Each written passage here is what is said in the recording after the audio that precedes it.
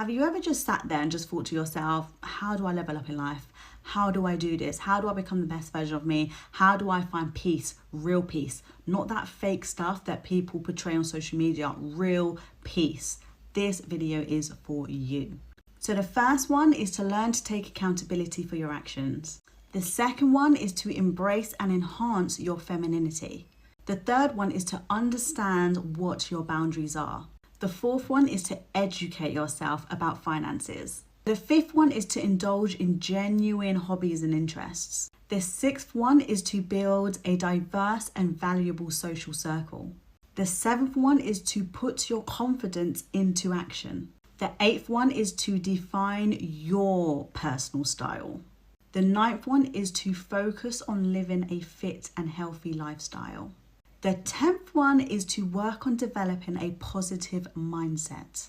The last point is to really try and hone in on who you are at your core and work out what you want from this life.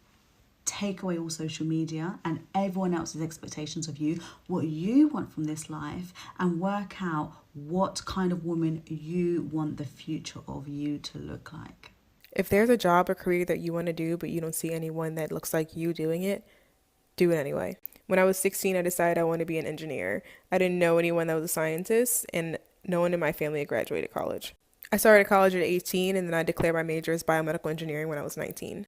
When I was 22, I was the only Black person in my graduating class. And it wasn't until I was 24 that I finally met another Black woman biomedical engineer. And then she introduced me to all the Black women that she knew in the field, and now I know dozens. And some of them are friends, and it's really cool. But between the ages of 16 and 24, I didn't know a single Black woman in my field.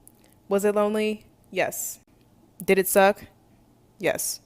But if I never went after this career, I wouldn't be here talking to you now about how you should go do that thing that you want to do, but you're too afraid to do it because you don't see anyone that looks like you doing the thing that you want to do.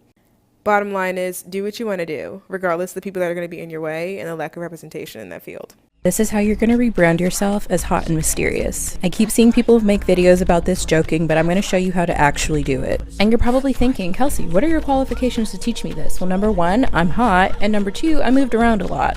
And if you're saying to yourself, well, I'm not hot, being hot is a state of mind. If you believe you're hot, other people will catch on. Tip number one is be a good listener. And this can be hard for some people who are really talkative. If you unintentionally talk about yourself more, try to ask more questions. Always leave a conversation knowing more about the other person than they do about you. Tip number two is always leave the party early. I want you to tell yourself this before you leave the house. Hot and mysterious girls leave the function early. Never be the last one to leave, and don't help guys clean up. Don't do that. So limit your alcohol. Drinking too much can make people overshare when they didn't intend to. And there's just nothing mysterious about somebody getting super wasted.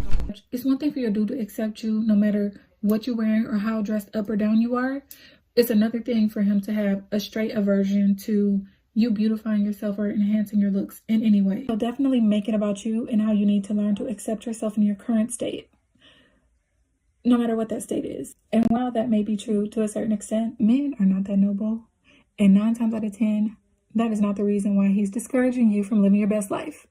He knows that when you start walking with the spirit of a bad bitch, them options is going to expand. Next thing you know, you done leveled yourself up out this man's league.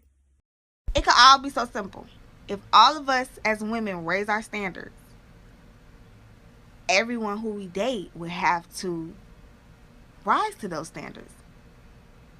But since y'all accepting pickle juice, when I was in my 20s, one of my mentors, who happens to be a billionaire, gave me the best career advice that I've ever gotten in my life.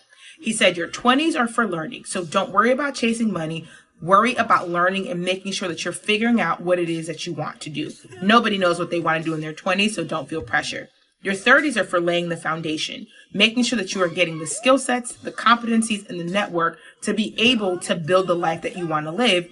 And then your 40s are about making money. And if you did your 20s right and your 30s right, the fruits of your labor will start to show up in your 40s. So make sure that you are doing the things that are necessary in your 20s and your 30s to make sure that you can secure the bag when you get to your 40s.